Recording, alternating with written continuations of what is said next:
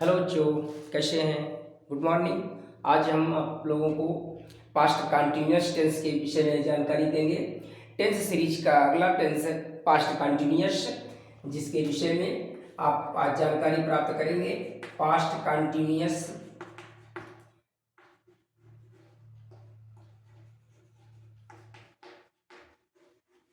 Past continuous tense के विषय में जानकारी प्राप्त करेंगे। भूतकाल का कार्य यानी भूतकाल में कार्य को जारी रहने वाले प्रदर्शन को ही पास्ट कंटिन्यूअस टेंस के रूप में व्यक्त करते हैं। इसकी पहचान है, हम कैसे जानेंगे कि कौन सा हिंदी वाक्य पास्ट कंटिन्यूअस टेंस का है। सबसे पहले तो हमें यही जानकारी होनी चाहिए कि कौन सा हिंदी वाक्य पास्ट कंटिन्यूअस टेंस का है। तो इसके लिए जिन हिंदी वाक्यों के अंत में जिन हिंदी वाक्यों के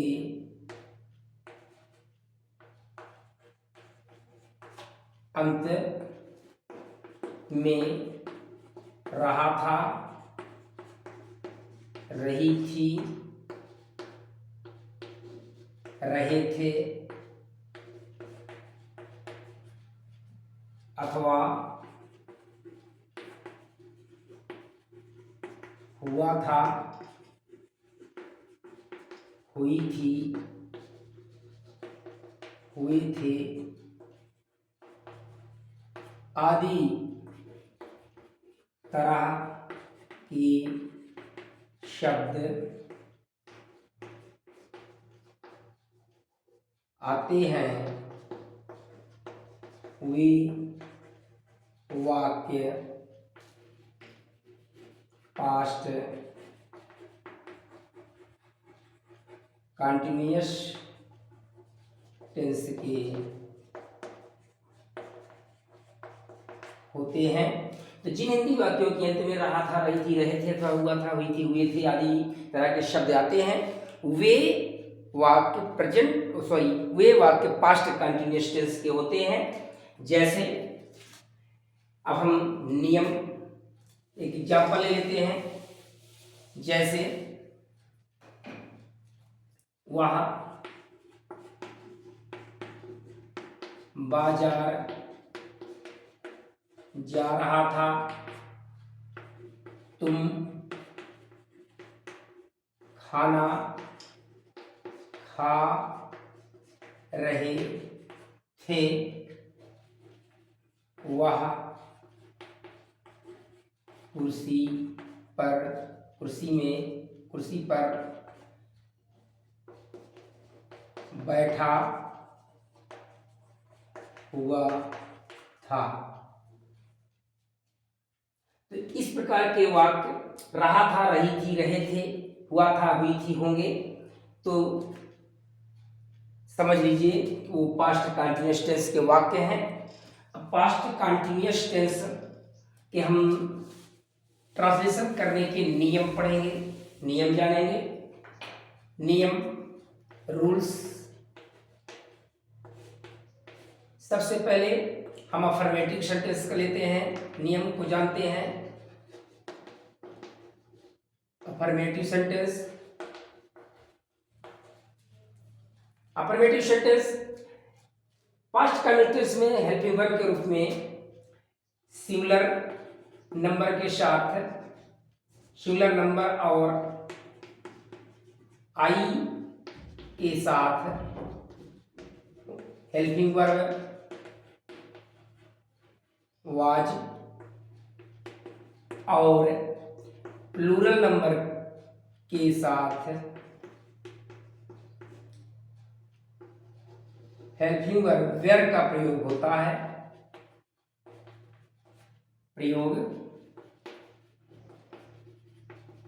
है। तो अफर्मेटिव सेंटेंस में सिंगुलर नंबर आई के साथ वाज और प्लूरल नंबर के साथ वेयर का प्रयोग होता है तथा मेन वर्ब का इंग वाला फॉर्म का प्रयोग होता है, यानी चौथा फॉर्म प्रयोग होता है। जैसे एग्जाम्पल के तौर पर लीजिए, बिल्कुल सेंटेंस का ट्रांजेक्शन उसी जैसे प्रेजेंट कंटीन्यूअस टेंस में होता है, उसमें ईजी हमारा एनजी वाला रूप लगता है, इसमें वाज और वेयर का प्रयोग होता है और एनजी वाला रूप लगता है। जैसे वह बाजार जा रहा था। रहा था ये पहचान है कि ये पास्ट कंटीन्यूअस टेंस का है। सब्जेक्ट ही यानी सिंगुलर नंबर है, इसलिए सिंगुलर नंबर ही के साथ वाज का प्रयोग हुआ है हेल्पिंग वर्ब के रूप में। तो ही वाज गोइंग, वह जा रहा था। ही वाज गोइंग, कहाँ जा रहा था? To market. तो ये तो हुआ सिंगुलर नंबर सब्जेक्ट का एग्जाम्पल। एक एग्जाम्पल प्लूरल नंबर सब्जेक्ट का ले लीजिए। तुम खाना खा रहे थे। तुम खाना खा रहे थे, यहां सब्जेक्ट यू है, यू के साथ हेल्पिंग वर्ब का प्रयोग होता है। तो यू वेयर ईटिंग, तुम खा रहे थे। यू वेयर ईटिंग, क्या खा रहे थे? The food. तो इस प्रकार से अफर्मेटिव सेंटेंस में से ही हमें हेल्पिंग वर्ब प्राप्त हो जाता है वाज और वेयर। एक जब सब्जेक्ट के साथ यानी सिंगुलर नंबर सब्जेक्ट के साथ वाज और प्लूरल नंबर सब्जेक्ट के साथ वेयर का प्रयोग होता है और मेन वर्ब आईएनजी वाला फॉर्म होता है। अब हम निगेटिव सेंटेंस के विषय में जानकारी करेंगे। निगेटिव सेंटेंस, निगेटिव सेंटेंस जिसको हम नकारात्मक वाक्य बोलते हैं, जिसमें कार्य न करने की बात किया जाए। निगेटिव सेंटेंस नकारात्मक वाक्य जिसमें किसी कार्य को अस्वीकारा जाए, ना करने की बात किया जाए। जैसे हम जानते हैं कि निगेटिव सेंटेंस में भी हमें हेल्पिंग वर्ब प्राप्त है, कोई चेंजिंग और नहीं है, तो हेल्पिंग वर्ब के जस्ट बाद ही जो है नॉट का प्रयोग करते हैं। जैसे वह बाजार नहीं जा रहा था। वह बाजार नहीं जा रहा था। नहीं शब्द लगा है, ये नेगेटिव की पहचान है। रहा था लगा है, ये पहचान है कि पास्ट कंटीन्यूअस टेंस का वाक्य है, सब्जेक्ट सिंगुलर नंबर है। तो ही के साथ हम जानते हैं कि वाज का प्रयोग होता है। तो ही वाज नॉट, जैसा कि हमने बताया ठीक हेल्पिंग वर्ब के बाद नॉट का प्रयोग करते हैं। तो ही वाज नॉट गोइंग, और कोई चेंजिंग नहीं है अफर्मेटिव में की और नेगेटिव की परिप्रेक्ष्य पर, तो गोइंग टू मार्केट। इसी प्रकार से एक एग्जाम्पल और लेते हैं। तुम खाना नहीं खा रहे थे। यहां सब्जेक्ट प्लूरल नंबर है, यू है। यू के साथ हम जानते हैं कि वेयर का प्रयोग होता है हेल्पिंग वर्ब के रूप में, और जस्ट हेल्पिंग वर्ब के बाद नॉट का प्रयोग करेंगे और मेन वर्ब का आईएनजी वाला फॉर्म लिखेंगे। ईटिंग यानी खा रहे, क्या खा रहे? खाना, द फूड। तो ये हुआ नेगेटिव सेंटेंस। नेगेटिव सेंटेंस में नहीं शब्द आता है और नॉट या नो का प्रयोग किया जाता है और जस्ट हेल्पिंग वर्ब के बाद नॉट का प्रयोग करते हैं, लिखते हैं। तो ये हुआ नेगेटिव सेंटेंस। अब हम इंट्रोगेटिव सेंटेंस के विषय में जानकारी प्राप्त करेंगे। इंट्रोगेटिव, इंट्रोगेटिव जिसे हम प्रश्नवाचक वाक्य भी बोलते हैं।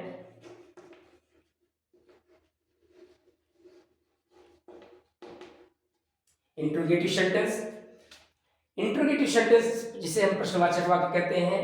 प्रश्नवाचक प्रश्नसूचक वाक्य एक ऐसा वाक्य होता है जो हेल्पिंग वर्ब से स्टार्ट होता है। एक ऐसा वाक्य होता है जो WH टाइप वर्ड से स्टार्ट होते हैं। तो सबसे पहले हम जानते हैं कि यदि क्या से वाक्य शुरू होता है, यदि हिंदी वाक्य क्या से प्रारंभ होता है, तो सबसे पहले ट्रांसलेशन करते समय हम क्या की अंग्रेजी न लिख करके जो सेंटेंस में हेल्पिंग वर्ब लगता है उसे सबसे पहले हम लिखते हैं। इसके बाद सब्जेक्ट, फिर मेन वर्ब, फिर अदर वर्ब लिखते हैं। जैसे क्या वह बाजार जा रहा था, और अंत में क्वेश्चन मार्क अवश्य लगाएंगे।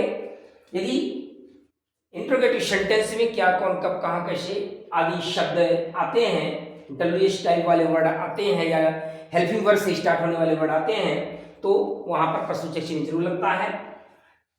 अब जैसे क्या हुआ, बाजार जा रहा था, तो यहां पर हम क्या की अंग्रेजी ना लिख करके, चूंकि क्या से स्टार्ट हुआ है तो इसका नियम है, रूल्स है कि क्या की अंग्रेजी ना लिख करके, यानी व्हाट को ना लिख करके इसमें जो हेल्पिंग वर्ब लगेगा वही सबसे पहले लिखेंगे। वही हेल्पिंग वर्ब जो है क्या की ओर संकेत करेगा।